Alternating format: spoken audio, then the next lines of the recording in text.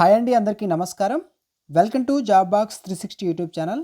First of all ఈరోజు exam రాయబోతున్న students అందరికీ all the best అండి.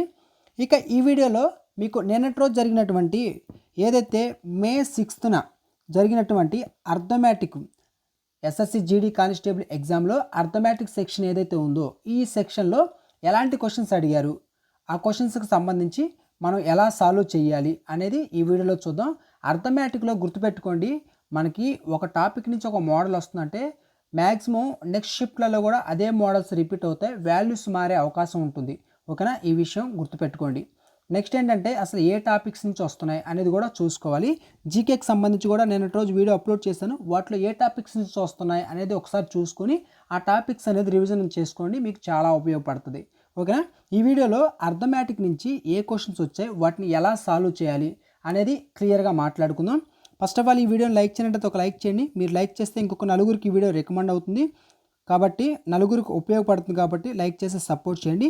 మన ఛానల్ ఫస్ట్ టైం మీరు చూస్తున్నట్లయితే ఈ ఛానల్ని సబ్స్క్రైబ్ చేసుకొని డైలీ ఫాలో అవుతుండండి. మన ఛానల్లో ఇటు ఎస్ఎస్సి జీడీ కానీ, అదేవిధంగా రైల్వేకి సంబంధించినటువంటి ఆర్ఆర్బీ ఎన్టీపీసీ ఎగ్జామ్స్ కానీ, గ్రూప్ డీకి సంబంధించి కూడా మనకేంటంటే జీకేలో ఏ టాపిక్స్ వస్తాయి వాటి మీద మనం వీడియోస్ అనేది చేయడం జరుగుతుంది.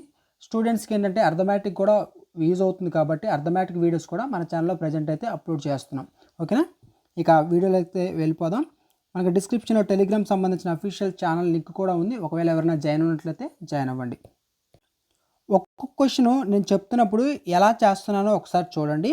మీరు కూడా ఎగ్జామ్లో ఇలా ట్రై చేయండి. ఈ మోడల్ వస్తే నేను ఎలా చెప్పానో ఎలా చేశానో మీరు కూడా అలా చేస్తే ఈజీ అయిపోద్ది. ఓకేనా, ఫస్ట్ ఆఫ్ ఆల్ ఇక్కడ చూడండి, 75 మీటర్స్ ఇంటూ 55 మీటర్స్ కొలతల కలిగినటువంటి ఒక దీర్ఘ చతురస్రాకార తోట బయట 5 మీటర్ల వెడల్పు కలిగినటువంటి మార్గం నిర్మిస్తే ఆ మార్గం యొక్క వైశాల్యం ఎంత? A 5 metre wide path is built outside a rectangular garden of dimensions 75 mm m into 55 m. అయితే what is the area of the path? Area of the path మనకి ఇక్కడ ఫస్ట్ ఆఫ్ ఆల్ ఇక్కడ చూడండి, మీరు మనకి ఇక్కడ ఏమన్నారు, తోట బయట 5 మీటర్ల వెడల్పు కలిగినటువంటి మార్గం నిర్మిస్తే అన్నారు కాబట్టి ఇదే కీ పాయింట్. ఓకేనా, ఈ పాయింట్ మీరు గెస్ చేయగలిగితే ఈజీగా చేయొచ్చు. ఫస్ట్ ఆఫ్ ఆల్ ఒక చిన్న డయాగ్రామ్ వేస్తే మీకు అర్థమవుతుంది. మనకి ఇక్కడ అడిగింది అంటే దీర్ఘ చతురస్రాకారం. దీర్ఘ చతురస్రం అంటే ఏంటి? రెక్టాంగులర్ చూసుకుంటే ఇలా ఉంటుంది. ఓకేనా, ఇది రెక్టాంగులర్. అయితే మనకి బయట 5 మీటర్లు అన్నారు కాబట్టి చుట్టూ 5 మీటర్లు అనేది వస్తుంది. ఓకేనా, లోపల మీరు చూసుకుంటే 75 ఇది, తర్వాత మనకి 55 అనేది ఈ వాల్యూ. అదేవిధంగా మనకి బయట 5 మీటర్స్ అన్నారు కాబట్టి ఈ ప్లేస్ ఉంది కదా, ఇది 5 మీటర్స్ వస్తుంది, ఇక్కడ 5 మీటర్స్ వస్తుంది. ఓకేనా, ఈ 5 మీటర్ కలిపితే మొత్తం 10 వస్తుంది. ఇక్కడ ఆల్రెడీ 75 ఉంది ఈ ఏరియా అంతా, ఈ ప్లేస్ 5 మొత్తం 10 + 75 అంటే మనకి ఈ పార్ట్ మొత్తం ఎంత వస్తుంది? 85 వస్తుంది. ఎందుకంటే 75 + 10 యాడ్ చేయాలి కాబట్టి 85 వస్తుంది. అలాగే ఇది 5, ఇక్కడ 5. ఓకేనా, ఇది 5, ఇది కూడా 5. ఈ 5 అంతా 10. మనకి ఇక్కడ ఎంత ఉంది? 55 ఉంది. 55 + 10 ఎంత? 65. ఓకేనా, మనకి 65 ఇంటూ 85. ఓకేనా, ఓవరాల్గా బయట ఉన్నటువంటి తోటకు సంబంధించినటువంటి డిస్టెన్స్ ఏదైతే 5 మీటర్స్ అన్నారో వెడల్పు, దాన్ని కూడా యాడ్ చేసుకుంటే ఓవరాల్గా 65 ఇంటూ 85 వస్తుంది. ఓకేనా, ఇది గుర్తుంది కదా. ఇప్పుడు చూద్దాం. మనకి ఫస్ట్ ఆఫ్ ఆల్ 75 ఇంటూ 55 దీన్ని క్యాలిక్యులేట్ చేసి, ఇప్పుడు వచ్చినటువంటి 65 ఇంటూ 85 ఉంది కదా, దాన్ని కూడా క్యాలిక్యులేట్ చేసి దీంట్లోంచి దాన్ని తీసేస్తే వచ్చేదే ఆన్సర్. ఓకేనా, 75 ఇంటూ 55 అంటే ఎంత మనం క్యాలిక్యులేట్ చేయండి, 4125 మీరు క్యాలిక్యులేట్ చేస్తే ఈ వాల్యూ వస్తుంది. అది అలా ఉంచండి. నెక్స్ట్ మనకి ఇంకోటి వచ్చింది కదా, 65 ఇంటూ 85 దీన్ని క్యాలిక్యులేట్ చేస్తే ఎంత వస్తుంది? మనకి 5525. ఓకేనా, 5525 అనేది రావడం జరుగుతుంది. ఇప్పుడు ఈ 5525ని 4125లోంచి తీసేయాలి. 5525ను బై 4000 మైనస్ 4125 క్యాలిక్యులేట్ చేస్తే మనకి ఎంత వస్తుంది 1400 రావడం జరుగుతుంది. ఓకేనా, ఆన్సర్ ఈజ్ 1400. ఏదైతే స్టార్టింగు మనకి ఇచ్చినటువంటి 75 × 55 క్యాలిక్యులేట్ చేస్తే ఈ వాల్యూ వచ్చింది. నెక్స్ట్ మనకి 5 మీటర్స్ యాడ్ అయింది కదా, తోట యొక్క 5 మీటర్స్ అన్నారు కాబట్టి యాడ్ చేస్తే వచ్చిన వాల్యూ ఇది. దీన్ని మైనస్ చేస్తే వచ్చేది 1400. అర్థమైంది కదా, option C correct answer. Next question చూడండి, ఈ క్వశ్చన్ కూడా ఈజీయే. ఇక్కడ చూస్తే సంఖ్య ఏ సంఖ్య బి కంటే 8 రెట్లు పెద్దది, అయితే సంఖ్య బి సంఖ్య ఏ కంటే ఎంత శాతం చిన్నది. Number A is 8 times larger than B, by what percentage is B smaller than A. Confuse చేసే విధంగా ఉంటుంది క్వశ్చన్, కానీ చాలా ఈజీ క్వశ్చన్. ఓకేనా, ఇలాంటి క్వశ్చన్సే ఈరోజు రాయబోతున్న స్టూడెంట్స్ కూడా ఈ టైప్ ఆఫ్ క్వశ్చన్స్ వచ్చే అవకాశం ఉంది. ఈ క్వశ్చన్ చూడగానే మీకు కొంచెం కన్ఫ్యూజన్ ఉంటుంది, ఎగ్జామ్లో కొంచెం టెన్షన్లో ఇట్లాంటి క్వశ్చన్స్ అసలు ఈజీగా ఉన్నా కానీ చేయలేరు. ఓకేనా, ఇలాంటి క్వశ్చనరే ఎగ్జామినర్ ఎవరైతే ఉంటారో వాళ్ళు ఇలాంటి క్వశ్చన్స్నే మీకు ఇవ్వడానికి ప్రయత్నం చేస్తారు. కాబట్టి ఈ క్వశ్చన్ ఒకసారి నేను ఎలా చేస్తానని చూసుకొని ఎగ్జామ్లో రాగానే వెంటనే చేసేసి ఈ స్కోర్ అనేది తెచ్చేసుకోండి. ఓకేనా, ఫస్ట్ ఆఫ్ ఆల్ చూడండి, ఈ క్వశ్చన్ ఎలా చేయాలంటే ఫస్ట్ ఆఫ్ ఆల్ చూడండి, సంఖ్య ఏ సంఖ్య బి కంటే 8 రెట్లు పెద్దది, దీన్ని మీరు రాసుకోవడం తెలియాలి. ఇక్కడ ఇంగ్లీష్లో చూస్తే నెంబర్ ఏ ఈజ్ అంటే ఈజ్ ఈక్వల్ అండి, గుర్తుపెట్టుకోండి. ఈజ్ అంటే is equal to A is 8 times larger than B అంటే where A is equal to 8 × B అనమాట. ఇలా రాసుకోవడం తెలిస్తే అయిపోద్ది. ఇప్పుడు ఏంటి, ఈ బి యువతలకు వచ్చింది అనుకోండి, అప్పుడు ఏమవుతుంది, ఏ బై బి ఈక్వల్ టు 8. ఇక్కడ కింద ఏం లేదంటే బై 1 ఉన్నట్టు అర్థం.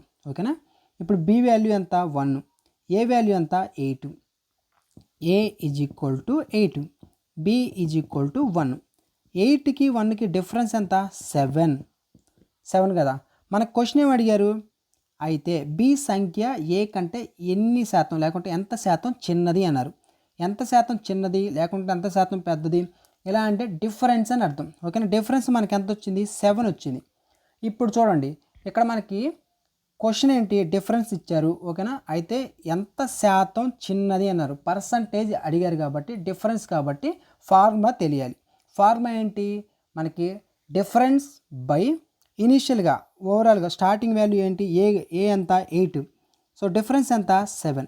డిఫరెన్స్ బై ఇనిషియల్గా 8 × 100 చేస్తే వచ్చేదే ఆన్సర్. ఎంత వస్తుంది ఆన్సరు, మనకి 1/8 అంటే ఎంత 12.5%. ఓకేనా, 1/8 అంటే 12.5% అంటే 12.5% × 7 చేస్తే ఆన్సర్ వచ్చేస్తుంది. ఎంత 87.5. Option A correct answer. Next ఈ క్వశ్చన్ చూడండి, సింప్లిఫికేషన్ క్వశ్చన్. మనకి జీడీలో ఇలాంటి క్వశ్చన్సే వస్తాయి. సింప్లిఫికేషన్ చూడండి, 48 × 3/4 విలువ ఎంత. మనకి 48 × 3/4 క్యాలిక్యులేట్ చేసింది, 4 1 4 1 4 2, 12 × 3 ఎంత 36. Option A correct answer. Next ఈ క్వశ్చన్ చూడండి, 5 సంవత్సరాల క్రితం ఏబిసిడి ఈ నలుగురికి సంబంధించినటువంటి సగటు వయసు 45 సంవత్సరాలు. ప్రస్తుతం వారి వయసుల మొత్తం ఎంత. The average age of A B C and D 5 years ago was 45 years అంట.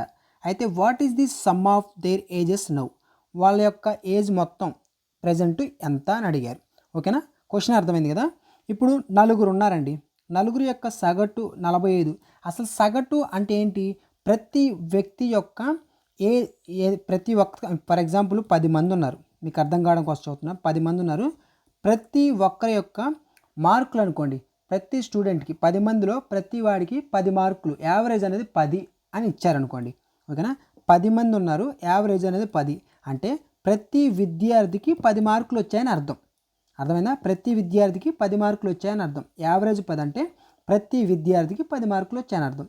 అలాగే మనకి ఇక్కడ యావరేజ్ ఎంత 45 సంవత్సరాలు అన్నారు, అంటే ప్రతి ఒక్కరికి 45 సంవత్సరాలు అని అర్థం. ఓకేనా, ఏబిసి అండ్ డి సగటు వయసు 45 అంటే ప్రతి ఒక్కరికి 45.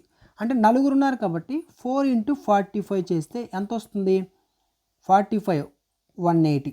ఓకేనా, 180 రావడం జరుగుతుంది. అయితే 5 సంవత్సరాల క్రితం వీరి వయసు 45 సగటు అంటే 180. ఇది ఎప్పటిది 5 సంవత్సరాల క్రితం. ప్రజెంట్ అన్నారు కాబట్టి ప్రతి ఒక్కరికి 5 సంవత్సరాలు యాడ్ అవుతుంది. అంతే కదా, ప్రతి ఒక్కరికి 5 సంవత్సరాలు యాడ్ అవుతుంది. నలుగురు ఉన్నారు కాబట్టి 4 5లు ఎంత 20 అంటే ప్లస్ 20. 180 ప్లస్ 20 20 అంటే ఏంటి 200.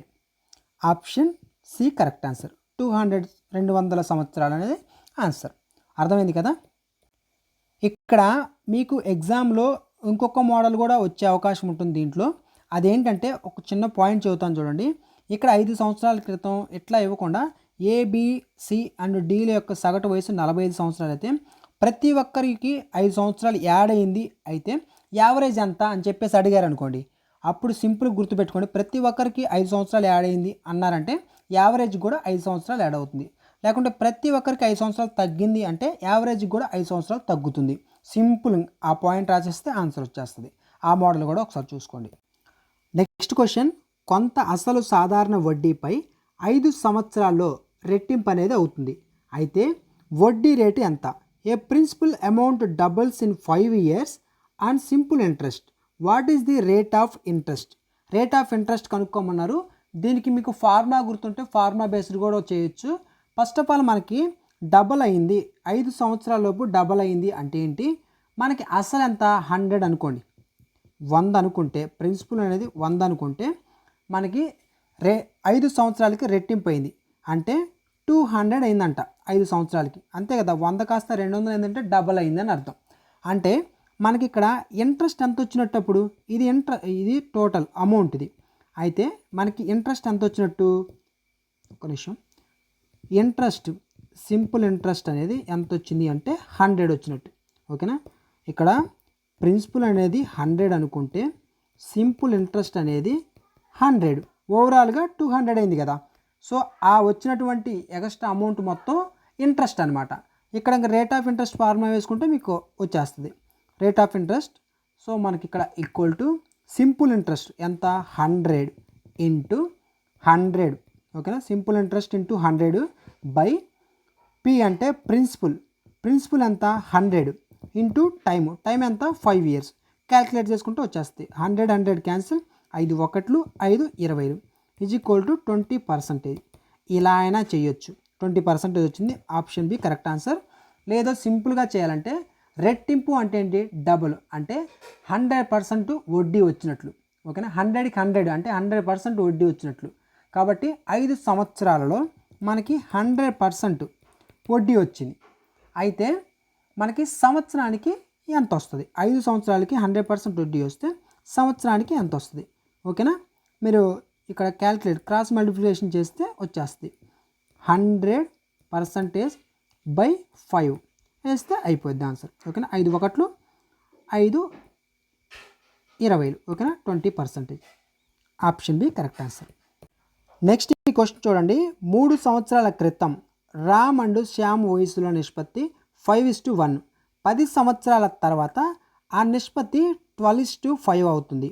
అయితే ఎన్ని సంవత్సరాల తర్వాత రామ్ వయసు శ్యామ్ వయసు కంటే 2 రెట్లు ఉంటుంది. ఓకేనా, the ratio of ages of Ram and Shyam 3 years ago was 5:1 అంట. After 10 years it will be 12:5. How many years later will Ram's age be double that of Shyam's. ఓకేనా, క్వశ్చన్ అర్థమైంది కదా. ఇప్పుడు సాల్వ్ చేద్దాం. ఫస్ట్ ఆఫ్ ఆల్ మనకి 3 సంవత్సరాల క్రితం, తర్వాత 10 సంవత్సరాల తరువాత, ఈ పాయింట్స్ మీకు తెలిస్తే క్వశ్చన్ అయిపోయినట్టే. ఓకేనా, 10 సంవత్సరాల తర్వాత, 3 సంవత్సరాల క్రితం. 3 సంవత్సరాల క్రితం అంటే ఆ 3 సంవత్సరాలు, 10 సంవత్సరాల తర్వాత అంటే ప్రస్తుతం నుంచి 10 సంవత్సరాల తర్వాత. ప్రస్తుతం నుంచి 10 ప్లస్ బిఫోర్ 3 ఉన్నాయి కాబట్టి మొత్తం 13. ఓకేనా, 13 సంవత్సరాలు గుర్తుండాలి. ఇప్పుడు ఫస్ట్ 5:1 రేషియో ఉంది కదా, 5x అనుకుంటే 5:1 అంటే 5x 1x అనుకోవాలి.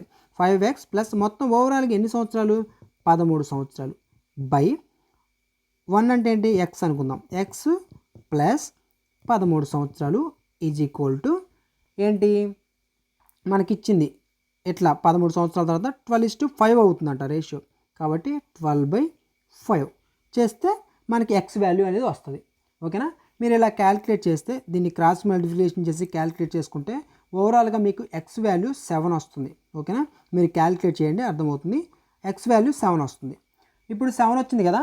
ఓకే, ఇప్పుడు మనకి కనుక్కోవాల్సింది ఏంటి, రాము ప్రస్తుత వయసు కనుక్కుంటే రాము ప్రస్తుత వయసు వచ్చేసరికి 5x కదా, ఓకేనా. 5x ఏదైతే ఉంటుందో ఈ 5x ప్లస్ 3 సంవత్సరాల క్రితం కూడా ఉంది కాబట్టి దాన్ని యాడ్ చేసుకుంటే ప్రజెంట్ అవుతుంది, ఓకేనా.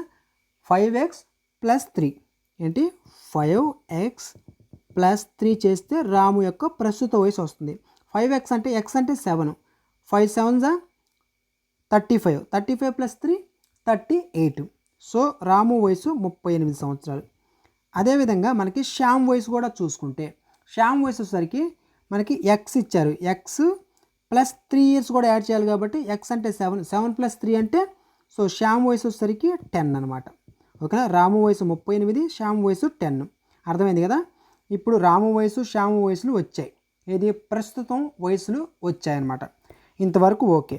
ఇక్కడ చూడండి మనకి రాము వయసు 38, శ్యామ్ వయసు 10.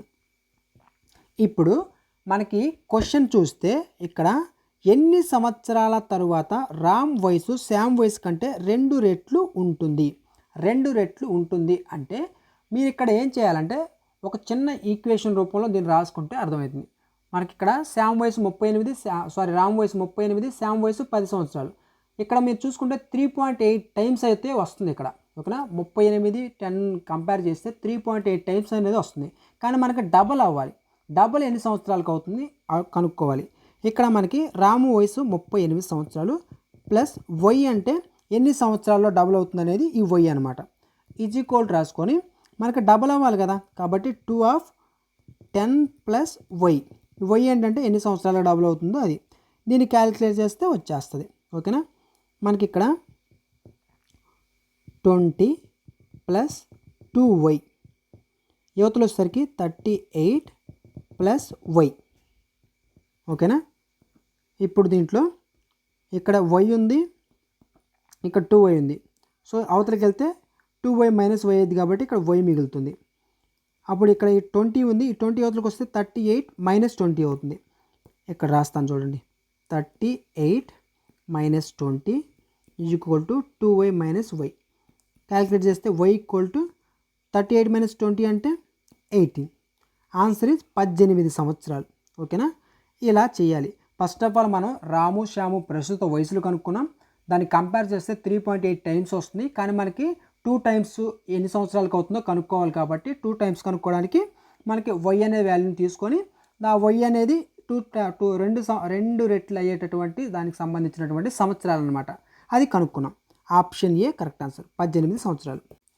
ఈ క్వశ్చన్ చూడండి, 6 సెంటీమీటర్ల పొడవు, 7 సెంటీమీటర్ల వెడల్పు, 8 సెంటీమీటర్ల ఎత్తు కలిగినటువంటి ఘనాభం అంటే మనకి క్యూబైడ్, ఏంటి క్యూబైడ్, ఓకేనా, యొక్క మొత్తం ఉపరితల వైశాల్యం ఎంత, టోటల్ సర్ఫేస్ ఏరియా కనుక్కోమన్నారండి. 6 సెంటీమీటర్స్, 7 సెంటీమీటర్స్ అండ్ 8 సెంటీమీటర్స్ ఇచ్చారు. హైటు విడ్త్ లెంత్ ఇచ్చారు. మనకి టోటల్ సర్ఫేస్ ఏరియా కనుక్కోవాలి. ఇది కనుక్కోవాలంటే ఫస్ట్ ఆఫ్ ఆల్ మీకు ఫార్ములా తెలియాలి. మెన్సురేషన్లో మనకి 3Dలో ఉన్నటువంటి టోటల్ సర్ఫేస్ ఏరియా యొక్క ఫార్ములా తెలియాలి. ఏంటి formula, 2/LB plus BH plus HL. ఈ ఫార్ములా, L అంటే లెంత్, B అంటే ఇక్కడ ఉన్నటువంటి విడ్త్, తర్వాత H అంటే హైట్ కనుక్కోవడమే. ఇంకా LB అంటే ఏంటి, L అంటే అంతా మనకి 6, L అంటే లెంత్ అంతా 6, తర్వాత B అంటే విడ్త్ 7, 6 7 ఎంత 42. కాబట్టి 2 నేను డైరెక్ట్గా రాస్తున్నాను, 2/42, 6 7 42 ప్లస్ B అంటే మనకి విడ్త్ 7, తర్వాత H అంటే ఎంత 8, కాబట్టి 7 8 ఎంత 56. నెక్స్ట్ H అంటే ఎంత 8, L అంటే 6, 6 8 ఎంత 48 రాసేసుకున్నాం.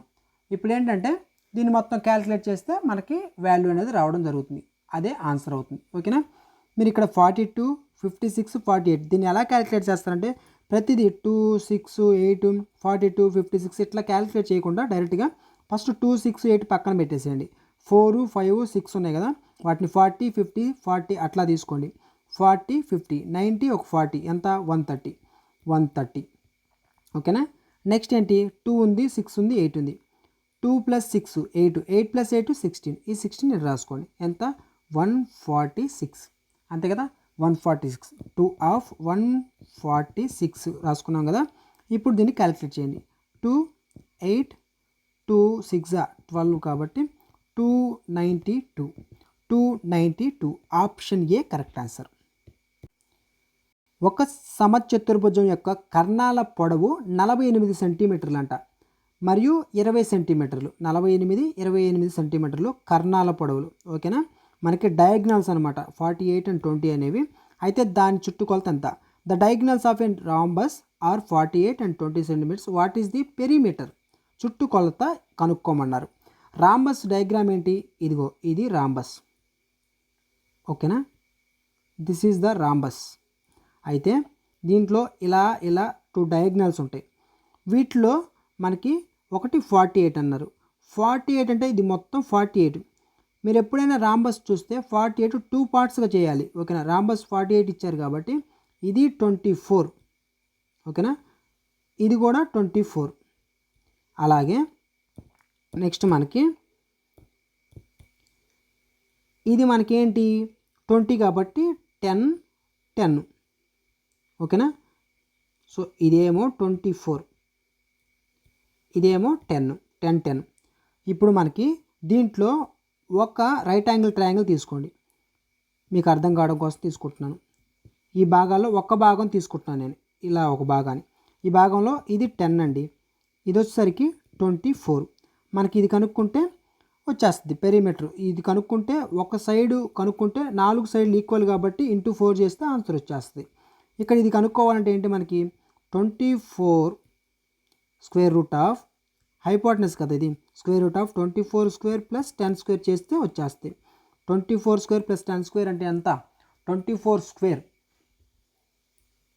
మీకు స్క్వేర్లు తెలియాలి, కనీసం ఒక 25 స్క్వేర్లను మీరు నేర్చుకోగలిగితే ఇట్లాంటి క్వశ్చన్స్ వచ్చినప్పుడు ఈజీగా మీకు టైం సేవ్ అవుతుంది. ఓకేనా, 24 స్క్వేర్ అనేది మనకి 576. ఎంత? 576 ప్లస్ 10 స్క్వేర్ అంటే 100.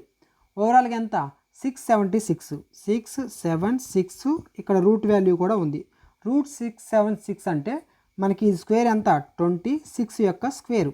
ఓకేనా, 26 యొక్క స్క్వేరు 26 వచ్చింది. ఓకేనా, ఈ 26 అనేది ఏంటి? ఒక సైడ్కి సంబంధించినటువంటి లెంత్. ఓకేనా, 26. ఒక సైడ్ 26 అంటే మనకి 4 సైడ్స్ ఉన్నాయి కదా, కాబట్టి 26 × 4 చేస్తే ఆన్సర్ వచ్చేస్తుంది. ఓకేనా, 26 × 4 అంటే 104. 104 option B correct answer. Next question, అతి చిన్న సంఖ్యను రెట్టింపు చేస్తే 12, 18, 21 and 30 చే నిశ్శేషంగా భాగించబడుతుంది. What is the smallest number which when double is exactly divisible by 12, 18, 21 and 30? Question అర్థమైంది కదా. రెట్టింపు అనేది చాలా ఇంపార్టెంట్. ఈ పాయింట్ మీకు అర్థమైతే క్వశ్చన్ ఈజీగా చేస్తారు. ఓకేనా, ఫస్ట్ ఆఫ్ ఆల్ ఇక్కడ ఇచ్చినటువంటి వాటికి ఎల్సిఎం కట్టండి. ఓకేనా, 12, 18, 21, 30కి ఎల్సిఎం కట్టాలి. దీంట్లో మీరు ఎల్సిఎం ఎలా కడతారు అంటే, ఫస్ట్ ఆఫ్ ఆల్ వీటిలో ఉన్నటువంటి పెద్ద వాల్యూ ఏదైతే ఉందో దాన్ని తీసుకొని దాన్ని డబల్ చేసుకుంటూ మిగిలిన వాల్యూలో ఆ యొక్క డబల్ చేసిన వాల్యూ పోతుందా లేదో చూసుకోండి. ఇది సింపుల్ పద్ధతి. నార్మల్గా చేయాలంటే 12 తీసుకుంటే 2 స్క్వేర్ × 3 ఇట్లా చేసుకుంటూ రావాలి. సో ఇలా చేస్తే మీకు ఈజీ అవుతుంది. ఇప్పుడు 30 పెద్దది తీసుకుందాం, దాన్ని డబల్ చేసుకుంటూ వెళ్దాం. ఇలా చేసుకుంటూ వెళ్తే మీకు ఎల్సిఎం అనేది వస్తుంది. ఇలా మీకు చేస్తే ఎల్సిఎం వస్తుంది. కానీ కొన్ని పెద్ద వాల్యూస్ వచ్చేటప్పుడు నార్మల్ పద్ధతే బెటర్ అనమాట. దానికి ఫర్ ఎగ్జాంపుల్ 12 = ఎంత? మనకి 2 స్క్వేర్ × 3గా రాసుకోవచ్చు దీన్ని. ఓకేనా, ఇలాగా. నెక్స్ట్ 18 దీన్ని ఎలా రాసుకోవచ్చు? 2 × 3 స్క్వేర్. ఓకేనా, నెక్స్ట్ మనకి 21 ఉంది, దీన్ని ఎలా రాసుకోవచ్చు? 3 × 7. నెక్స్ట్ మనకి 30 ఎలా రాసుకోవచ్చు? 2 × 3 × 5గా రాసుకోవచ్చు. ఇవన్నీ ఓవరాల్గా చూస్తే మనకి ఎల్సిఎం అనేది 1260 అనేది వస్తుంది. ఓకేనా, ఒక్కొక్కటి కంపేర్ చేసుకుంటూ ఒక్కొక్కటి మనం తీసుకుంటే 1260 అనేది ఎల్సిఎం వస్తుంది. ఓకేనా, ఇది పద్ధతి. మీరు చిన్న వాల్యూస్ అయితే డైరెక్ట్గా 30 ఉంది కదా, దాన్ని డబల్ చేసుకుంటూ వెళ్తే ఈజీగా వచ్చేస్తుంది. ఒక 2 or 3 వాల్యూస్ చిన్నవి ఉన్నప్పుడు మనకి ఎల్సిఎం ఏంటి? 1260 వచ్చింది. టక్కన మనకి ఆప్షన్స్లో 1260 ఉంది, దాని ఆన్సర్ పెడితే అది రాంగ్ అయిపోద్ది. మనకి క్వశ్చన్ ఏమి అడిగారు అనేది చాలా ఇంపార్టెంట్. అతి చిన్న సంఖ్యను రెట్టింపు చేస్తే అని అడిగారు. ఓకేనా, అంటే 1260 అనేది మనకి 12, 18, 21, 30 నిశ్శేషంగా భాగించబడే అతి చిన్న సంఖ్య. అయితే మనకు ప్రశ్న చూస్తే ఒక సంఖ్య రెట్టింపు లేకుంటే డబల్ చేసినప్పుడు అది 1260కి సమానం కావాలి. ఓకేనా, 1260కి సమానం కావాలంటే మనం ఫర్ ఎగ్జాంపుల్ ఒక ఎక్స్ అనుకుంటే ఆ ఎక్స్ కనుక్కోవాలి. ఓకేనా, ఎక్స్ అనేది ఏంది డబల్. ఓకేనా, రెట్టింపు కాబట్టి 2x అనుకోండి. వేర్ 2x ఈక్వల్ టు మనకు వచ్చినటువంటి ఎల్సిఎం ఎంత 1260. అయితే ఎక్స్ వాల్యూ ఎంత? ఎక్స్ వాల్యూ ఎంత 630. ఓకేనా, 630 వచ్చింది కదా. మనకి ఇక్కడ చూస్తే 630ని రెట్టింపు చేస్తే 1260 అనేది వస్తుంది. ఓకేనా, అర్థమైందా? 630ని రెట్టింపు చేస్తే 1260 అనేది వస్తుంది. క్వశ్చన్ కూడా అదే అడిగింది, అతి చిన్న సంఖ్యను రెట్టింపు చేస్తే అన్నారు. 630ని రెట్టింపు చేస్తే 1260 వస్తుంది, సరిపోయింది. కాబట్టి answer is 630. Option A correct answer. ఈ క్వశ్చన్ చూడండి, ఒక పట్టణ జనాభా 6000, పురుషుల జనాభా 8%, మహిళల జనాభా 10% పెరిగితే మొత్తం జనాభా 6500 అయిందంట. అయితే మహిళల సంఖ్య ఎంత? ఫీమేల్కి సంబంధించి అడిగారు, ఉమెన్స్. ఓకేనా, మహిళల సంఖ్య ఎంత అంటే ఇక్కడ మనకి ఫస్ట్ ఆఫ్ ఆల్ 6000 కాస్త 6500 అయింది. పెరిగింది ఎంత? 500 పెరిగింది. ఎంత? 500 పెరిగింది. ఇనిషియల్ వాల్యూ ఎంత? 6000 అయితే 500 పెరిగింది. సో మనకి ఇంటూ 100 వేస్తే పర్సంటేజ్ వస్తుంది. ఎంత వస్తుంది? మనకి 8.33% అనేది వచ్చింది. ఓకేనా, ఇదేంటంటే మనకి ఆ పెరిగినటువంటి 500కు సంబంధించినటువంటి పర్సంటేజ్. ఓకేనా, ఇది కూడా అప్రాక్సిమేట్లీ అనమాట. అయితే మనకి ఇక్కడ కనీసం మనకి ఇక్కడ చూస్తే సులభంగా చేయడానికి మనకి ఏంటంటే 6000లో 8% పురుషులు అంటే 480 అవుతారు. ఓకేనా, అదే మహిళల్లో 10% అంటే 6000లో 600 అవుతారు. కానీ మనకేంది పెరిగింది 500. కాబట్టి ఎలిగేషన్ ద్వారా చేస్తే మీకు ఈజీ అవుతుంది. ఈ క్వశ్చన్ మనకి 8.33% వచ్చింది. ఇది గుర్తుపెట్టుకోండి, 8.33% పెరిగినటువంటి దానికి సంబంధించి 8.33% కదా. అయితే మనకి 10% ఫీమేల్ ఉన్నారు కదా, ఆ 10% మైనస్ 8.33% రేషియో వేసుకుంటే, అదేవిధంగా మనకి ఎవరైతే పురుషులు ఉన్నారో పురుషులు ఎంత పర్సెంట్? 8% పెరిగారు కాబట్టి ఇక్కడ 8.33% నుంచి 8% తీసేస్తే ఈ రేషియో కనుక్కుంటే మనకి ఈజీగా ఆన్సర్ అనేది వస్తుంది. ఇక్కడ క్యాలిక్యులేట్ చేస్తే మీకు ఇక్కడ చూడండి 1.67 రేషియో ఇస్టు మనకి 0.33%. ఇక్కడ పాయింట్ తర్వాత 2 వాల్యూస్ ఉన్నాయి, 2 డిజిట్స్. ఇక్కడ పాయింట్ తర్వాత 2 డిజిట్స్ ఉన్నాయంటే బై 100 100 అండ్ క్యాన్సిల్ అయితే మనకి ఏమొస్తుంది? 167:33 వస్తుంది. దీన్ని క్యాన్సిల్ చేస్తే అప్రాక్సిమేట్లీ 5:1 అనేది వస్తుంది. ఫైనల్గా 5:1 అనేది వస్తుంది. ఓకేనా, అంటే ఓవరాల్గా 6 యూనిట్స్ అనేది మనకి ఎంతకు సమానం? 6000కి సమానం. ఇచ్చారు కదా 6000 స్టార్టింగ్, 6000కి సమానం. అయితే ఒక్క యూనిట్ అంటే ఎంత? 6 అంటే 1000. ఓకేనా, 1000కి సమానం. మనకు అడిగింది ఏంటి? ఫీమేల్. ఇక్కడ మేల్ అండ్ ఫీమేల్ కదా. సో ఫీమేల్ ఎంత? ఒక పార్టే కాబట్టి ఒక unit equal 1000. So answer is 1000. అర్థం కాకపోతే ఇంకొకసారి వెనక్కి పెట్టుకొని చూడండి. ఇవి మనకి నిన్నటి రోజు అడిగినటువంటి ఎగ్జామ్లో ఏవైతే క్వశ్చన్సో ఆ క్వశ్చన్సే అనమాట. ఈ మోడల్స్లో క్వశ్చన్స్ అయితే వస్తున్నాయి కాబట్టి ఇవి ఒకసారి అయితే చూసుకోండి. ఇంకా ఈ వీడియోని లైక్ చేయనట్లయితే లైక్ చేయండి. మరో కొన్ని వీడియోస్ మీకు అందిస్తాను. ప్రతిరోజు జరుగుతున్నటువంటి షిఫ్ట్ అనాలిసిస్ ప్రకారంగా మీకు వీడియోస్ అనేది రావడం జరుగుతుంది. మన ఛానల్ ఇంకా సబ్స్క్రైబ్ చేసుకున్నట్లయితే సబ్స్క్రైబ్ చేసుకొని ఫాలో అవుతుండండి. Thanks for watching.